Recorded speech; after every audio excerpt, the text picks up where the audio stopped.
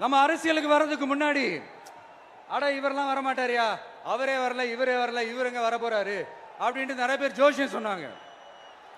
அப்புறம் நம்ம கட்சியினுடைய பேர் அறிவிச்சதுக்கு அப்புறம் பேரு தானே அறிவிச்சிருக்கிறாரு, மக்கள் கிட்ட பேர் வாங்கணும்ல, அதெல்லாம் முடியாதுன்னாங்க. அப்புறம் ரொம்ப முக்கியமா மாநாடுலாம் எவ்வளவு பெரிய விஷயம், அதெல்லாம் இவர் ஒத்தால எப்படி பண்ண முடியும், சும்மா பக்கத்தில் புஷியானதை வச்சுக்கிட்டு மாநாடுல எப்படி நடத்தி காட்ட முடியும், அதெல்லாம் அவங்களால முடியாது. அப்புறம் மழை பெஞ்சு எல்லாத்தையும் கெடுத்துரும். ஏன் என் கூட இருக்கிறவங்களே கூட தான் சொன்னாங்க. அதுக்கப்புறம் என்ன நடந்துச்சுன்னு உங்க எல்லாருக்குமே தெரியும். இப்ப புதுசா ஒண்ணு சொல்ல ஆரம்பிச்சிருக்கிறாங்க. அது என்னடானா, ஆட்சியை பிடிக்கிறதெல்லாம் அவ்வளவு ஈஸி இல்லை இல்லையா.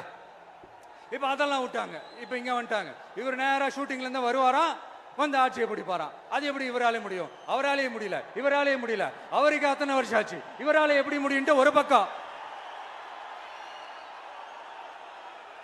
இன்னொரு பக்கம் கூட்டம்லாம் ஓகே தான், அது எப்படி ஓட்டா மாறும் அப்படின்றது இன்னொரு பக்கம். இப்படி கதை, திரைக்கதை, வசனம், இயக்கம், பாடல்கள்,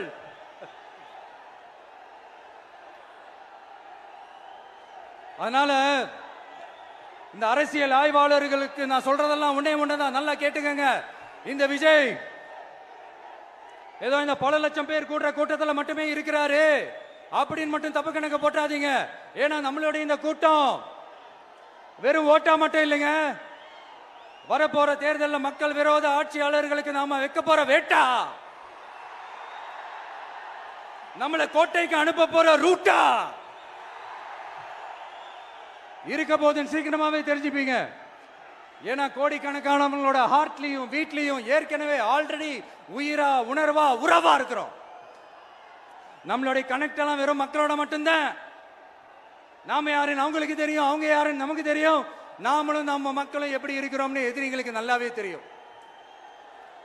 இருந்தாலும் இந்த விஜய் எதுக்குப்பா வந்திருக்கிறாரு, இவர் என்ன புதுசா என்ன திட்டம்லாம் சொல்லிட்டாரு அப்படின்னு வேற நிறைய கேள்விகள். இந்த சொல்றேன் தெரிஞ்சுக்கங்க. பெண் குழந்தைகள், பெண்கள் மற்றும் வயசானவங்களோட பாதுகாப்புல தான் நம்ம பிரையாரிட்டியே.